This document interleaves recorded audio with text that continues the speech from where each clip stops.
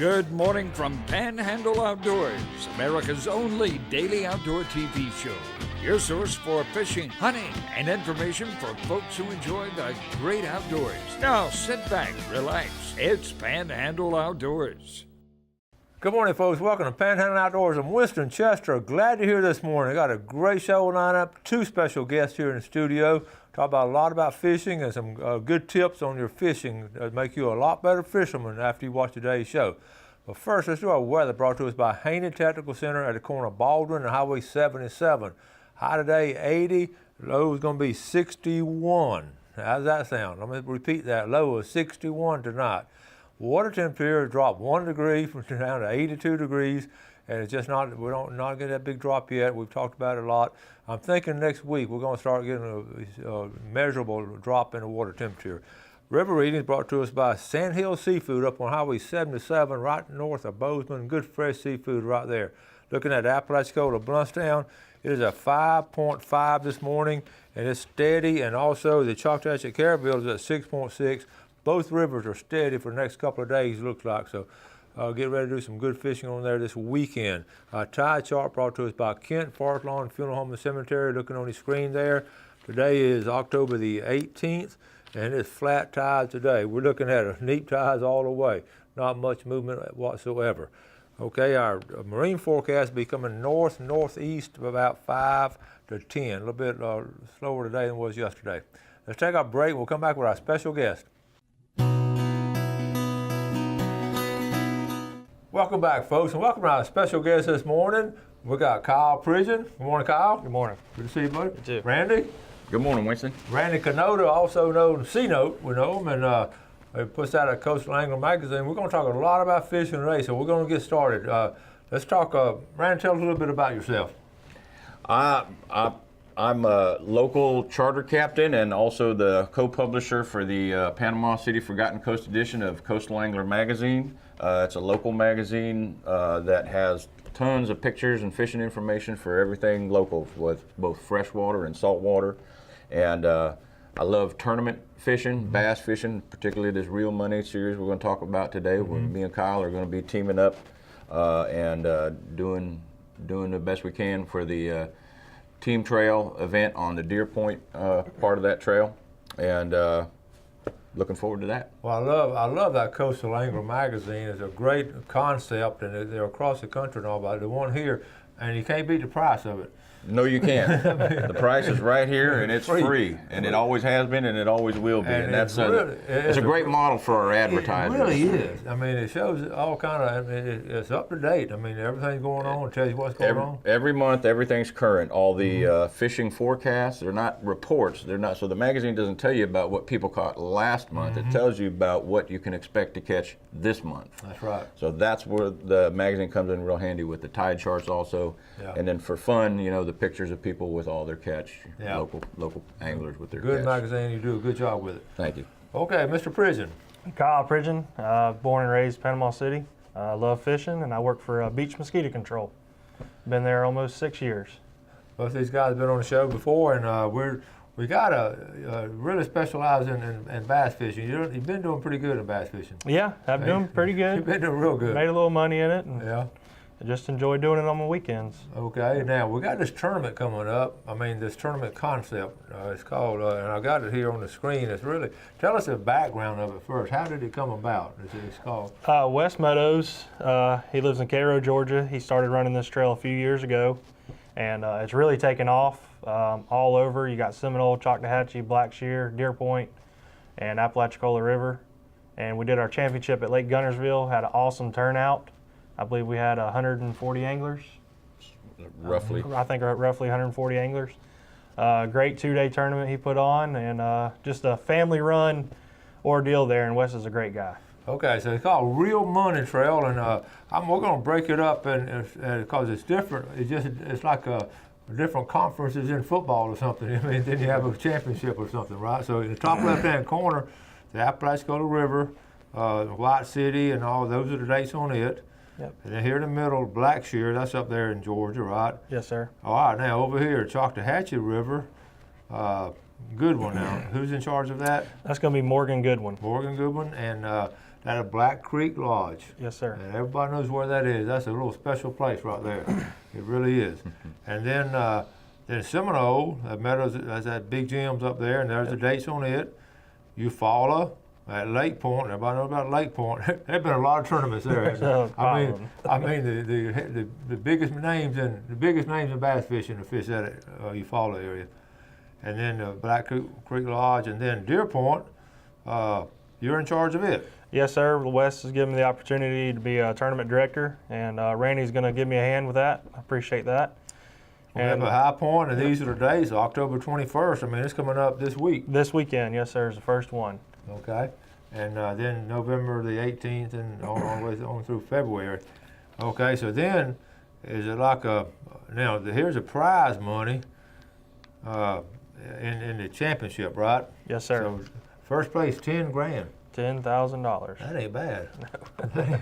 That ain't bad. So you get a point system and all. Is that how you do it? Or? Yes, sir. And let me touch on that. Now, Okay. if you're thinking about missing one and you want to fish it, really consider fishing all 5, because what it is the point system. If you win first place in points, your entry fees are paid for the following year, so you fish for free. So it's really a cool aspect of what he's got there. It gives you something to look forward to, and also he's got nice plaques made for you when you win too, as well.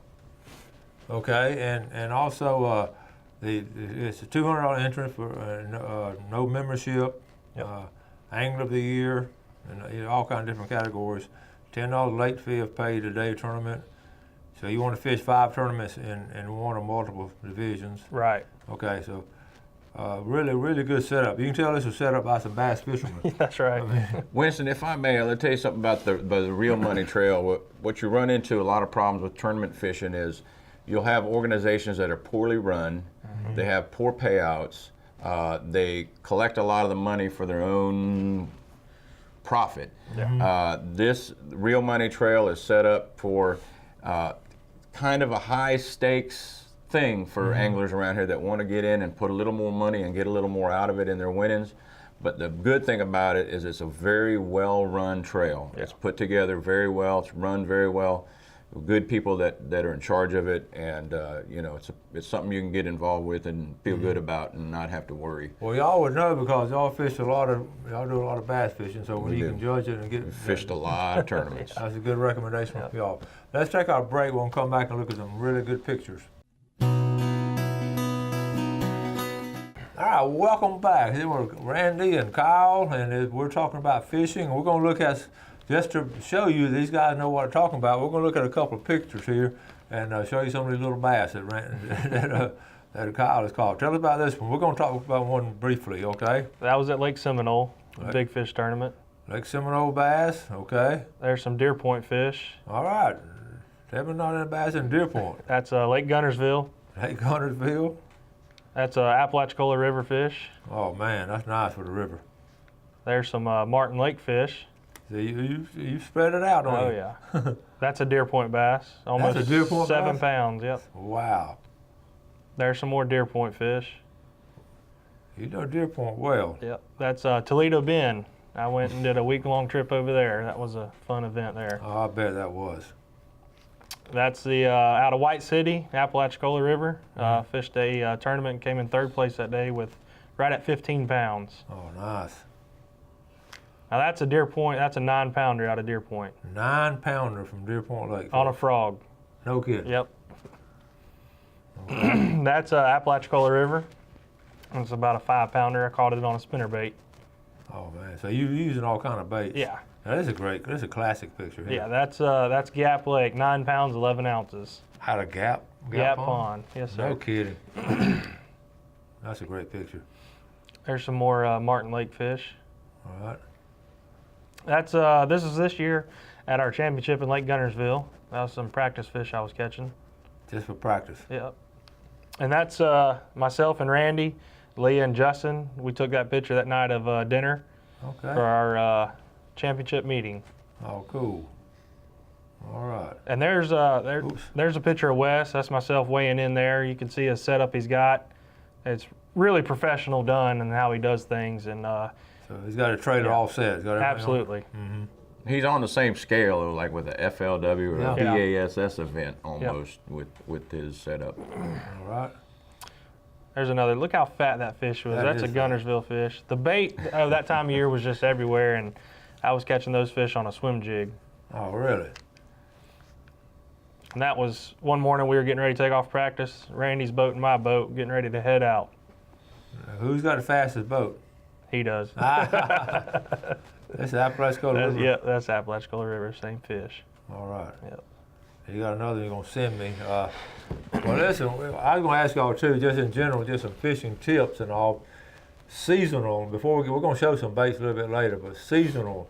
Randy, what do you like to go on in spring, summer, winter, fall? How do you look at it? Well, I look at it as we go into the fall, you know, the fish are definitely going to start keying on shad.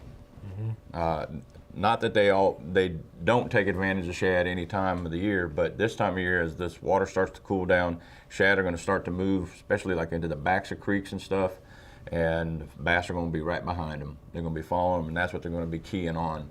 But from my experience, you know, that's only certain times of the day. Certain times of the day they're really active. Other times of the day they're not so much, and then that's when you have to go into picking apart wood, picking apart grass, thick wood, looking for them in the places when they're not out chasing the shad, they're hiding somewhere. So that's a good point. You got to just change your tactic a little You bit. have to, throughout the day, you can change. You might be picking apart that wood, looking for bass here or wherever, 1 minute, and then behind you out in the main body of the creek channel, you'll hear them start schooling up and stuff. So schooling bass, big time this year. And that goes on any kind of fishing too, about changing the tactic. I mean, Any kind of fishing. You can't keep fishing the same way all day. That's right. Yeah, as a guide, you know, I might have a plan for redfish on the flats, and it just doesn't pan out, and you know, next thing we know, we're pitching shrimp around docks and things like that. Well, that's something. And you do guide fishing with redfish and trout, right? Yes, sir. And how's that been this summer? This summer's been fantastic. You know, East Bay is primarily where I do most of my fishing, most of my chartering in terms of bay trips, inland stuff, and even though the water is, for the most part, it's clean now, it's been dirty most of the year, real dirty. But that has really been kind of a boon for the way I like to fish, and that's with top waters. You know, in that dirty water, you know, they hit that top water all day long. In that What dirty are some of your favorite top water plugs? My favorite top water plug for redfish and trout is the Rapala Skitterwalk. We heard about that one. That day in, day out, that gets them. Also the Top Dog, but Zara Spooks and Vixens, they all work too. Any kind of walking bait, Right. But something about the Skitter Walk that just seems to produce better than any of them. That's cool. But one important thing is when you're working those walking baits is to not directly tie to the bait. Use a loop knot. A loop knot. A Give loop it more knot. wiggle there. It gives it more action, more walk action. That's a good tip there. And one more tip for redfish specifically, when you're working that walking bait back to the boat, you throw it up tight to the grass, you're working it back, don't stop it. A lot of times you'll see a redfish come up behind it, because that water's so shallow, you'll see them coming up behind it. If you kill it, they lose interest and they swim off. If you keep it moving, more likely that fish is going to eat it. Good point. Now the water temperature, we've been talking about it a lot. It just hasn't dropped quick enough, has it, right now for the fall fishing? We're about to hit fall fishing. It's about to turn on. About to turn on. Now, Kyle, on bass fishing, what's your take on fall and winter? I love it. It's not 100 degrees outside. It can be tough fishing, but I believe it really bunches them up. Like Randy said, they'll be following the shad to the back of creeks, and in the wintertime, they can really stack up, and you can really work on them if you're on them. Y'all find any particular time of day any better than others, or does it vary? For me, it kind of depends on what the moon cycle's doing. Yeah. You're right. I do pay attention to that. You know, I don't put a lot of stock in the lunar calendars telling me that, you know, the fishing's going to be very poor today, because I've had a lot of experiences where the lunar calendars say the fishing's going to be poor, and I go out and have a banner day. That's right. And vice versa. I've had days where the lunar calendar said it's supposed to be really good, and I didn't do so great. But I do think the moon definitely has an effect, especially when we get around the spawning cycle in the spring of the year. So when you know you have the high, you know, full moon action, it seems like the morning It's gangbusters in the morning, catch a lot of fish in the morning. After that, it gets tough. On that full moon, bite gets tough. Yeah. Okay, all right, we're going to take our final break. We're going to come back. We've got some baits. We're going to show you some of the top baits to use this fall. Okay, let's take a break. We'll be right back. Okay, welcome back. Our special guests this morning, Randy and Kyle. We're talking about bass fishing.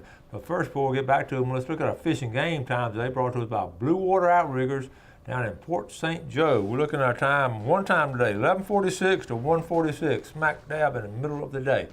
On the tournament coming up now. Well, let's show your phone number right here. Yeah. Here's Kyle Pridgeon, 896-6654 if they have any questions. Any questions or concerns, call me. Come out this weekend and fish with us.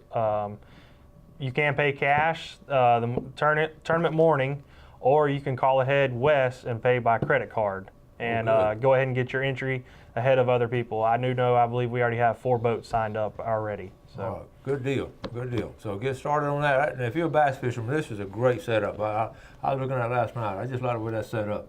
Absolutely. In different places. Okay, now let's talk about, let's show some of this bait. I know you guys fish all the time, and show us what's been hot. Well, as we move into the fall time of the year, we talked earlier about the shad movement and stuff during parts of the day where you're going to key on shad, where shad are and bass that are chasing those shad. But again, that's not the whole part of the day. Where you might be out there throwing crankbaits, spinner baits, jerk baits, and things like that. In my experience, I spend most of my day picking apart wood, picking apart grass, and when I do that, fall through the winter, my go-to bait for big fish, not numbers, but for big fish, is a jig. And whether it's grass, whether it's wood, a big profile jig like this is going to catch you the bigger quality fish. And when you're in tournament situations, that's what you're after. You want the big fish. You want the big bite. You won't get as many of them, but you'll get the ones you want. And when you're picking apart wood, one of the things I found, especially about this little jig right here, it's got the double weed guard jig. This is the Gambler double weed guard. It's got 2 weed guards as opposed to just a single weed guard like so many jigs have. And this is what's going to help a lot of people who normally get sick and tired of throwing jigs, because most jigs, as soon as you pick it up and throw it around a tree, it gets hung up and you lose it. And we all know how frustrating that is. And that's why so many anglers always tend to stick with their Texas rig worms. It's not that it doesn't catch fish, because it does. Day in, day out, you're going to catch fish with a Texas rig worm. Yeah. But if you want the big bite, in my opinion, you need to go with a jig. And this setup right here is what's going to provide a lot of people opportunity to not be so frustrated fishing it around the thick wood, and see how well a jig like that works. And of course, something like this is tipped with a great big profile crawfish bait. It's a Mega Daddy craw, Gambler Mega Daddy craw. That is one ugly lure. It is ugly. I'm telling to you, you and me, it's ugly. If it works, that's great. But the fish love it. And then the same concept, when you get up in shallow grass, you want a swim jig. Now that's a different design right there. That's a Gambler Southern swim jig. A little bit lighter wire hook, a lighter weed guard, but it's a different design. It's more pointy on the tip, is designed for swimming through the grass. Shallow water. And very shallow water, anywhere from 1 to 5 foot of water. You'll use something like that primarily, and it's for covering a lot of water. You just cast it and you just simply retrieve it. Maybe do a little twitching on it every now and then. But it's a really simple concept. And again, jigs, I think Kyle will attest to this. In fact, when he had that 18 pounds on the river, his kicker fish came with this bait right here. Yep. That's cool. That's just a reality. Jigs equal big fish, and the Gambler line of baits that I use, the double weed guard jig and the swim jig, they just produce. Okay, and the blue one there. So this is a punch rig. This is a heavy 1.5 ounce tungsten weight with a flipping hook. It's got a Gambler punch skirt over it, and this setup is for where you have vegetation that's matted up, comes all the way to the surface, and it looks like you could walk across it, whether it's hydrilla or the lemon bacopa grass that grows in Deer Point. A setup like this is for punching right into the middle of that mat, just right through it, because while it looks like something that doesn't hold fish. It does. There's fish under that. They love hiding under those mats, especially through the summertime and this early part of the fall. Those are the kind of places they'll retreat to when they're not. Well, years ago, no one would fish in those spots, and then these lures started coming out, and then they started catching. And the jig not so much, but this right here definitely requires specialty gear. You need at least a 7/6 medium heavy action rod, 65-pound minimum braid, and then you need to peg that weight with these little bobber stoppers here, and you got to be physically ready to swing something this heavy all day long because it will wear on you. Yeah. Now, what pound braid is it? I mostly use 65, but you need to use a minimum of 65-pound braid. Trust me, you'll break 50 or lighter. No you will kidding. break it. Yeah. That's amazing. I know. That really is. I did not know that. You will. 65 or 80 seems to work best for what I do. Well, normally, in just a normal fishing, what pound test line y'all go with? Braid, I'm 65. I You just stay stick with 65, yeah. Do you all the time? Yeah, Okay. pretty much, yep. That's amazing. That's amazing. Okay.